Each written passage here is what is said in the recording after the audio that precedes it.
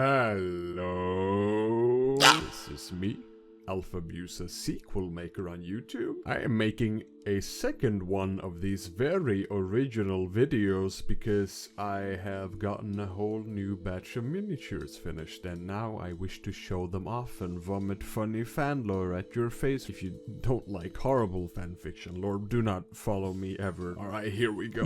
So first off, if you watched the previous log, you might remember how the entire second half of it was all about a few individual models, and pretty much just an excuse to talk about the Cult of Enders and its very deep, intricate lore. Well, it has been further expanded upon with this very, very good model that I love. This is a Jabberslide, one of my favorite models of all time, possibly my favorite alongside the defunct Praeton. Hey, if anyone has any Praetons they want to sell for some reason, hit me up. I fucking need Praetons. I need them, please. Now, this Jabberslide is not for an Age of Sigmar army. I instead bought it specifically because I, first of all, just really like this model, and second of all, because this is the first one in a new project, kind of new. I mean, it's been a while, but this being one of Taharos's 13 ex-wives. Taharos is the dismal bog bull Gore that I played in World of Warcraft that I then recreated as a Warhammer model.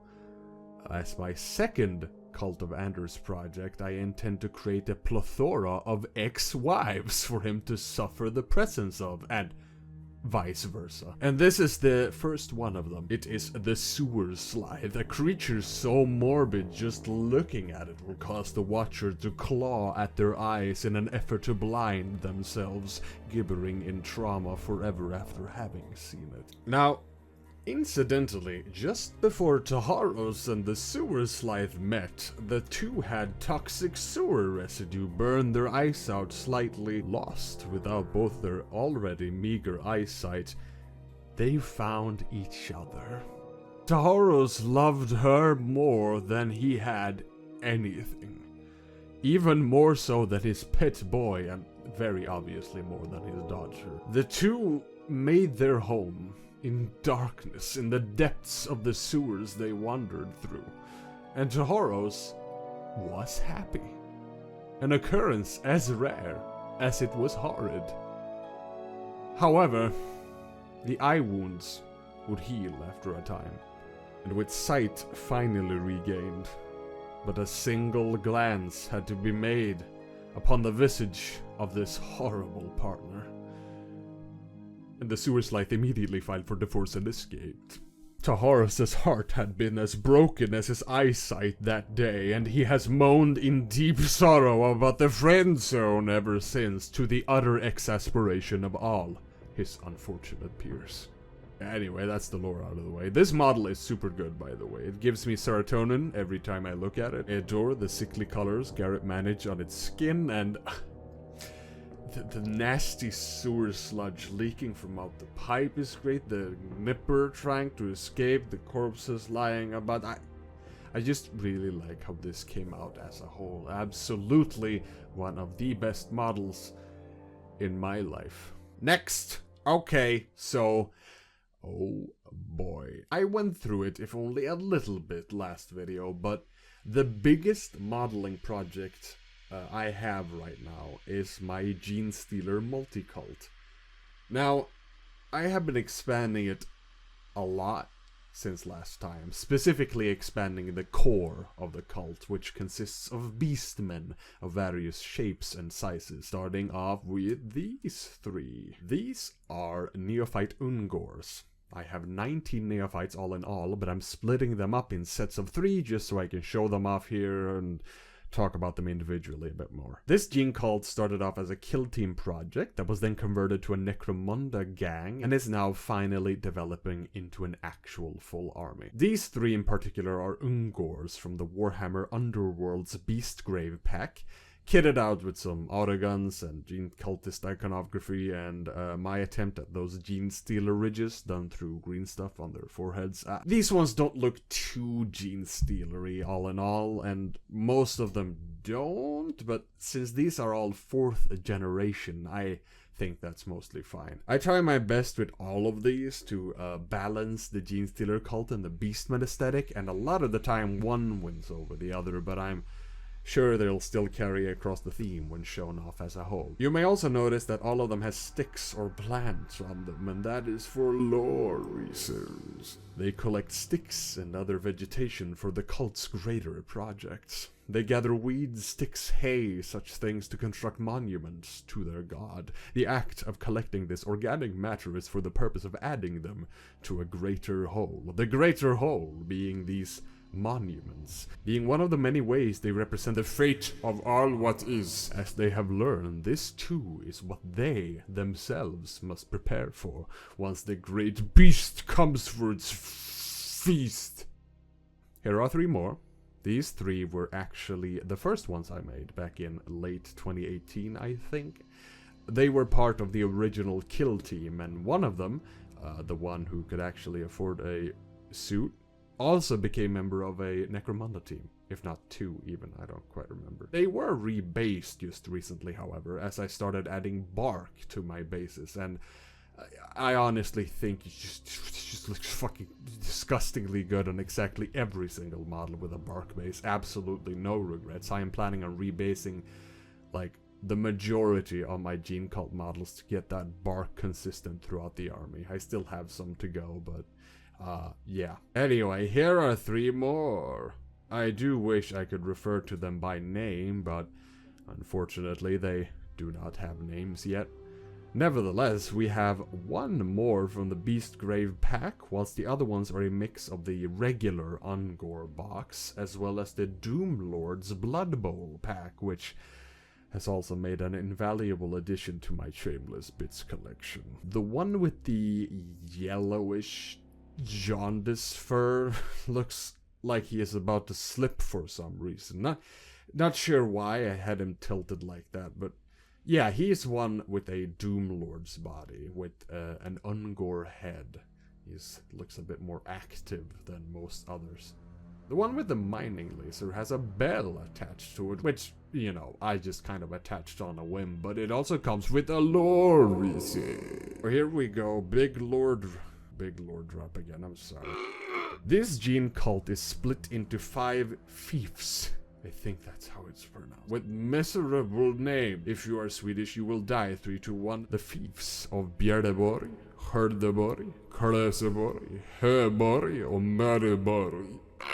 The bell represents Bjärdeborg, of which the bell is the symbol, representing the spread of what must be known as taught by the Hyriad from out the Haybook.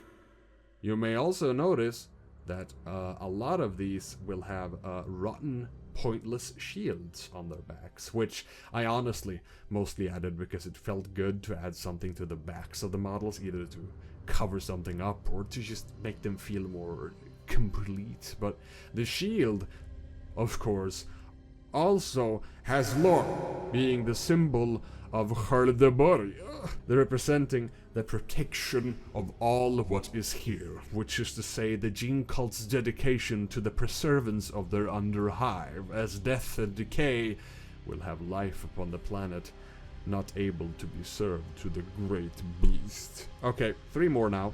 These 3 are not Ungores, but instead just regular Gores. For reference, in case you don't know, because I didn't, the difference between Ungores and Gores are largely in size. That is to say, Gores are larger, have larger horns, have larger snouts. In normal beastman society, this creates an oppressive hierarchy where the Gores dominate the Ungores because the Gores are big fat bulls with thick hornies.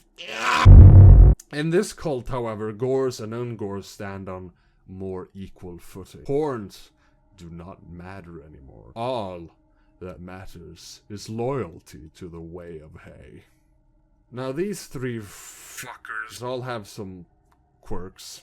The one with the mining laser is probably the largest neophyte I have, both in breadth and length.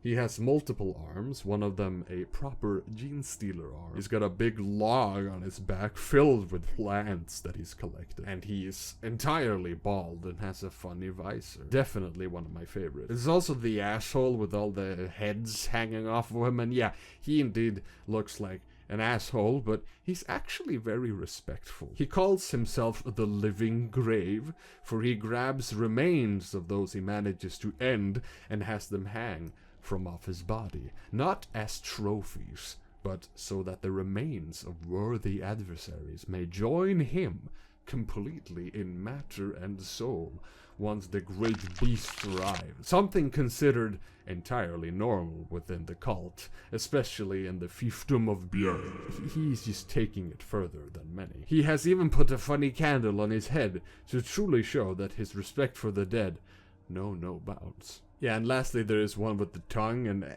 as you can see it has like 3 arms, but it also has a 2-pronged pitchfork, so that he may aid in pitching hay. And a tire he found, because that could be useful. Here's 3 more Gore neophytes. One of them has a Noblar head sticking out of it, as you can see. It is not supposed to be a penis, but Garrot killed the author and decided that it is. My original intent was that this was a very nice father-mother takes care of the Gnippers, feeding them sandwich food from Slugway. They truly would have been one of the greatest Samaritans in the cult, but no. There's also another Doom Lord here. As you may notice, the Doom Lords are slightly smaller than the regular Gores, but they still look really nice. So nothing special about him otherwise, other than his really nifty color scheme and the Great Goat logo on his shield. There's also the one with the grenade launcher. I'm not sure if Garrot realized, because I never told him, but due to the fact that the head came with an eye patch, I just tried to turn him into the demo man from Team Fortress 2 with the grenade launcher, the grenades on his chest, and a sword. I don't know, looks very good either way. 3 more Gores. Not a lot to say. I love the color schemes on all of these. I adore that there is a lot of variation in their hues, like throughout this whole range. It is very satisfying. The one with the giant stick was, weirdly enough, not really meant to be like a banner bearer, like initially at the very least, but I suppose he could be played as one. There is a banner bearer I have just finished putting together. Not entirely done, it's not been painted or anything, but it is so much more like diorama-y, which for reasons I'll go through when it's actually been painted. And it's just massive compared to this guy, and that I'm unsure if this measly little stick really could count as a banner when compared.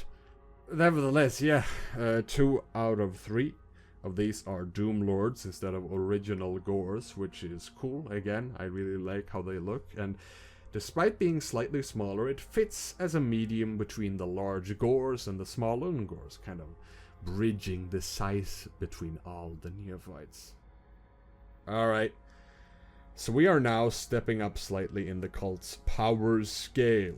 You have now seen the neophytes, the regulars, the normals, the common working folk of the cult. Now we got to what represents my Italian Jackals. Centigores, of course. These were actually what originally motivated me to start this project in the first place. I had this vivid image of gene cultist centaurs in my brain, and it motivated me to make my dreams real. These 2 are metal models, so the conversions are slightly less substantial than they otherwise probably would have been. Now, the Italian Jackals are bikers that you can either play as range or melee units, as far as I can recall anyway. I primarily went for melee with these ones, giving them pistols and the so-called improvised melee weapons, as the codex itself calls for, in the shape of pointed tires. I don't know, I just put the tires on there because they were from the Italian Jackals pack. I thought it would be pretty funny and represent well what these are supposed to be, I guess. I don't know if you can see it, but there's also a Gnipper sticking out from underneath the ground there. I wonder what they are up to. Here we have both the final Centaur and the final Gore gene cultist, that both could not be included with their own, but it's all good. They have nothing but respect for one another, and just because they have different occupations and different body types, it doesn't mean they cannot stand side by side and spin. The Gore is, again, a Doomlord. I really like the pose this one is striking. Very dynamic. He looks like a boy of action. That sign, though, looks very ominous. I'm unsure why the Centaur would wish to follow it. Now, I wish to wrap up the Centaur part of this video with the biggest Centaur I have. This is my Jackal Alphas. Fatted Gun. He is a converted Gore's Warhoof model that I bought from eBay and defiled. I would like to do this with all of the other, like, old Beastman special units that were released. Already have a few of them, but not all of them. They cost kind of a lot, but I have a few of the cooler ones already, but I'm not entirely sure what to do with them yet. Anyway, this guy, he is a powerful fucker with a massive, ridiculous gun that also functions as a big caveman club, and indeed is probably more effectively used as a caveman club. But he also has a secret weapon, a secret friend. One of Grandfather's imps sitting upon a branch on his back, a spotter staring through its funny little spyglass for targets, seeing the enemy and whispering mystical incantations into the fatted gun's ear, making him capable of actually shooting and hitting things with great effect, without even having to really aim. It's all about synergy and healthy working relationships in this cult. It is the way of the hay. Alright, we're stepping up through the cult's power scale and reaching a whole new tier. Now let's break out the fucking gamer terms. If the neophytes rank as D, perhaps the Jackals rank C, then these ones are all the way up in A. I'm not actually sure though, like, technically speaking, I've never played with any of these in tabletop. No, I have no clue if they'd be any good. I'm only ranking them by how powerful they look to my eyes and how worshipped they are within the lore, I suppose. Yeah, but look at this, please. This is a locus of the cult's greatest Bray saints, powerful metamorphs that have mutated extensively and become saints in their own right.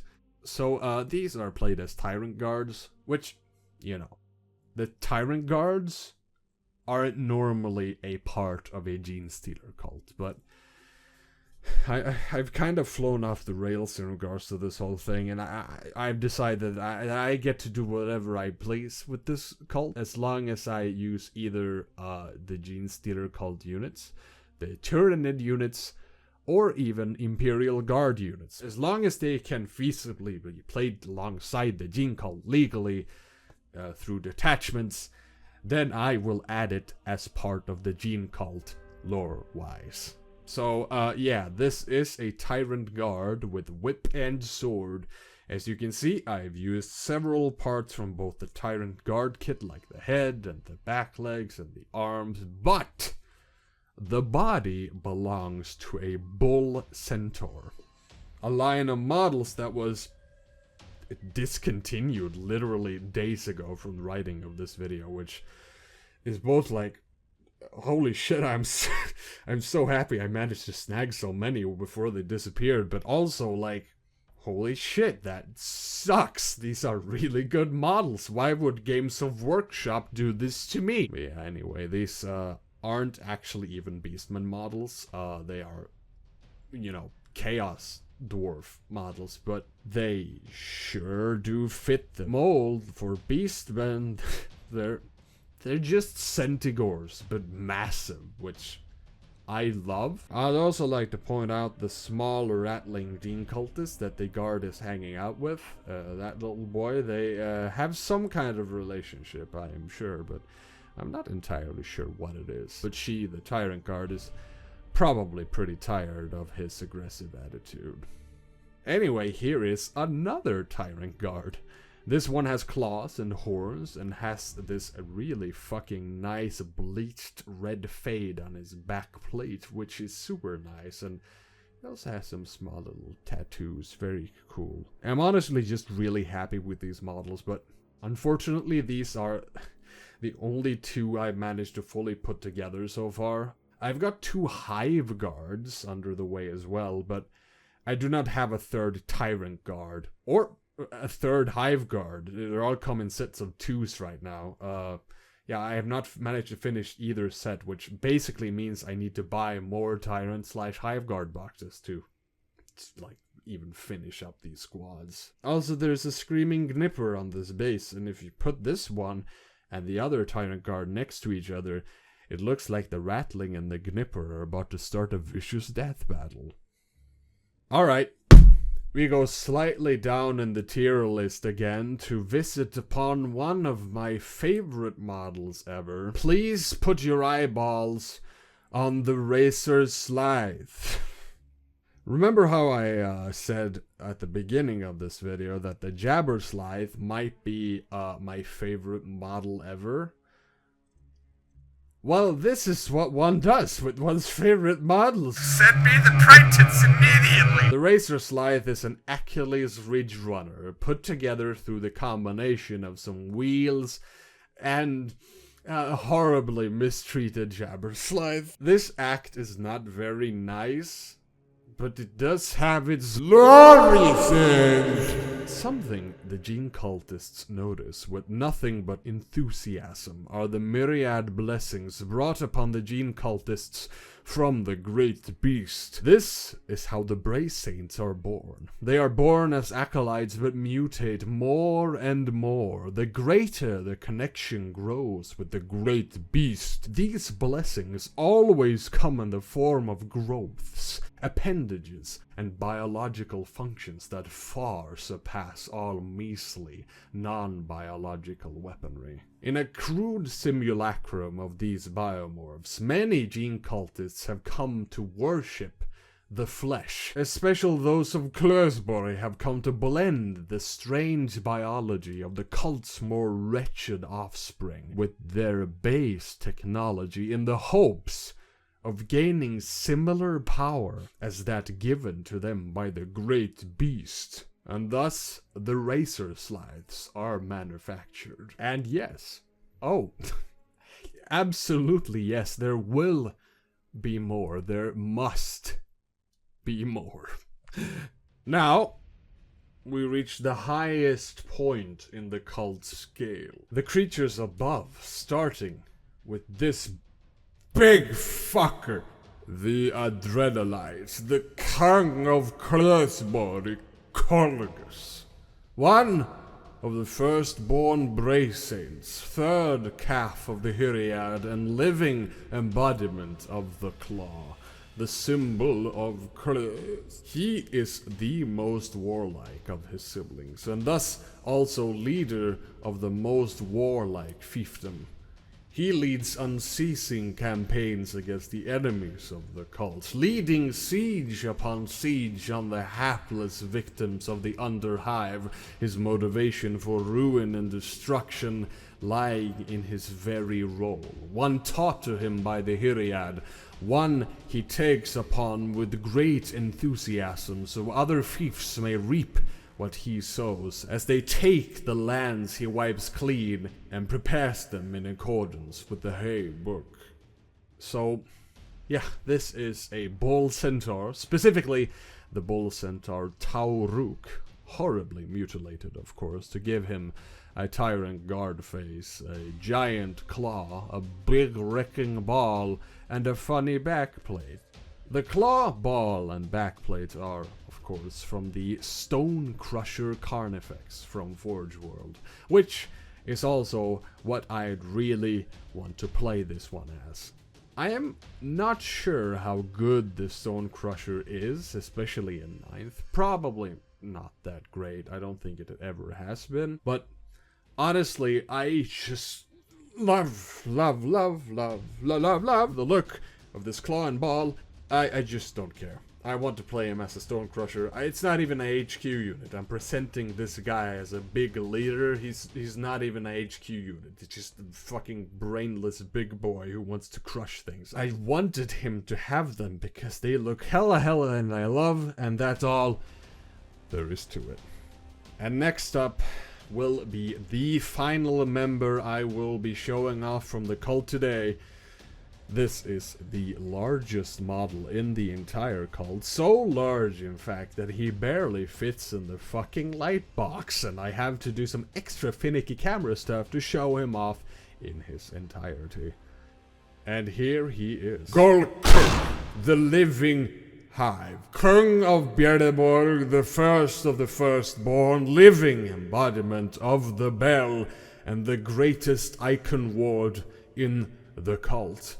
His body is blessed boundless by the great beast. His body has become the home of 1,000 flesh worms, of which he has the ability to launch at incredible velocity from his devourer cannons. As the firstborn, he is of course the oldest of the cult and the closest to a leader the cult has after the internment of the patriarch. He is covered with remains of the fallen, brought along by Golkug so their spirits may linger in the herd's wind and witness the glories of the cult, all especially important and noteworthy members of the cult who have fallen in their line of duty, but none so important as the one hanging from the banner itself, for that is the Hyriad, the progenitor of the entire cult, not the patriarch, mind you, but the first one to bear the children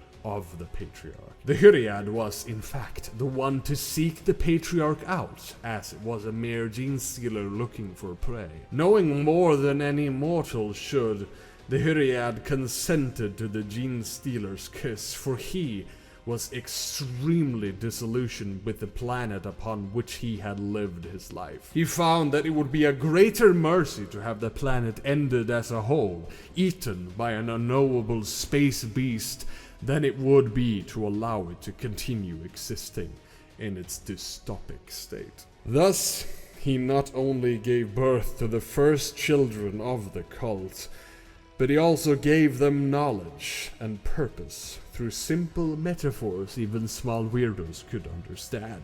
After his death, one that occurred after giving birth to his fifth and final child, his body had been preserved to the best of the cult's ability and hung from the greatest banner, so that even in death he may be there on the day when the great beast arrives to fulfill his final ambition. So yeah, now that I have forcibly injected the lore into your brain, Golkug was built from out a bull centaur, of course, as a base. Specifically, the biggest bull centaur in the range, called Shartor the Executioner. With a whole lot of green stuff and a bunch of nasty Tyrannid stuff like some spore pod bits and, of course, the 2 twin-linked Devourer cannons also from Forge World, I managed to make him look super wretched and neat, and I honestly just really really like how he came out. I feel like I succeeded in making him the living hive, as was my original design idea. I am intending on playing him as a standard hive tyrant, so he probably wouldn't be super powerful in tabletop, but honestly the power scaling of the entire cult isn't exactly super high in reality anyway. They all have shitty, rusted weaponry scrounged up from trash dropped into the Underhive. It's all rust and everyone is poor, and so this guy is powerful within his own Underhive world, but if faced with any threats from outside the Underhive, any and all units in his cult would probably be way out of their league. Now, here's me waving my camera around to try and show all of them at the same time. I'm not sure if it looks very good, but so I currently have 19 neophytes, 3 Italian Jackals, a Jackal Alphas, and an Achilles Ridge Runner as part of my core Gene Stealer cult army. And also a Hive Tyrant, a Stone Crusher Carnifex, and 2 Tyrant Guards as part of my Tyranid detachment. Now, I have a way to go before I'm entirely finished with this project. I have currently finished and sent away my first proper set of Acolytes, 2 Hive Guards, and another Firstborn Bracing, one that I'd like to play as a Malanthrope. So that's getting painted at some point soon, I guess. I have also put together, but not yet sent, another 31 Neophytes, which... oh boy, oh fuck, should be painted by the next time I make one of these, I hope, in another fucking 10 months. Might take some time though, what with all the horrible snow outside right now. I fucking hate snow. People who live without snow, don't romanticize it. It's just wet, cold, and in the way. I fucking hate it. Look out for my video essay. Fucking sucks. I am currently in the process of finishing up some more Jackals, and I just got a hold of another Jabberslide just recently, and I already have the requisite Achilles parts. We will see what wretchdom comes from out the Underhive next. And speaking of which, we must now head from out the Underhive.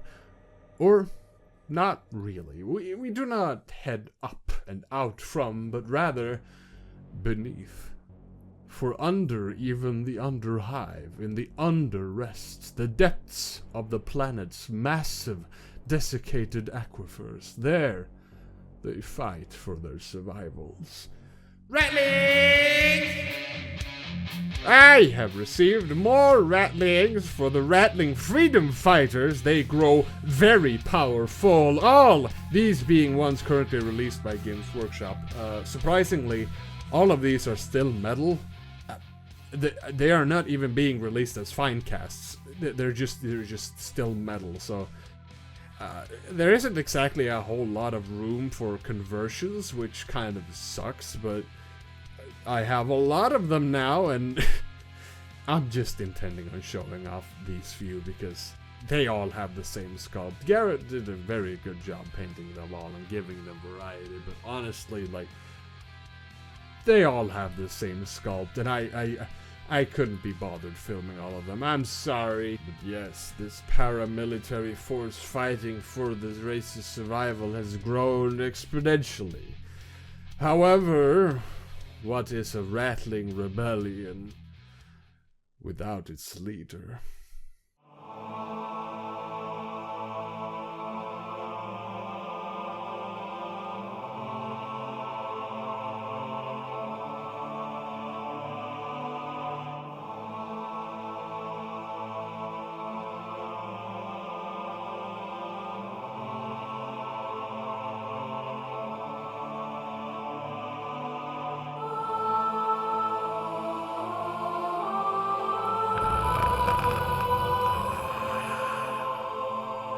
I remember what Bimbop Bulbafeast had told me.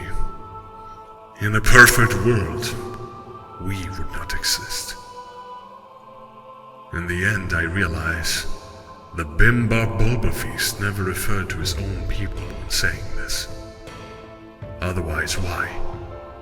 Why fight back against those who wish to make their non-existence reality? No. Bimbop Bulbafeast referred to the cause, not the result. The squalor his own were born in, the lives they led under constant persecution, the exploitative despotism that required them be born, the thousand layers of rot upon which he was but another slim film. He was referring to the Imperium itself. And he was right.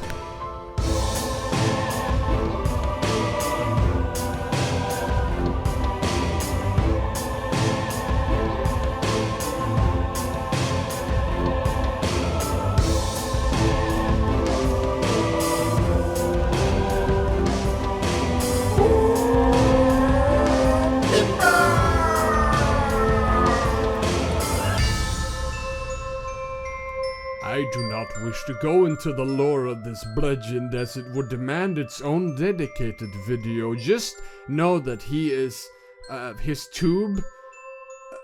Just know that he is tube of a rifle barrel. Just know that his tube of a rifle barrel is bent on purpose so it can shoot around corners, of course, very skilled. And that is it for this time. I don't know when I'll make my next one of these. It'll probably be when I have sent a couple of more models that I'm currently working on. And then when the models that are currently at Garrot's place have been painted when he has found the time to do so. Follow Garrot on Instagram, by the way. I'm not gonna pronounce his Instagram name because it's fucking bad. Okay, that's it. Bye.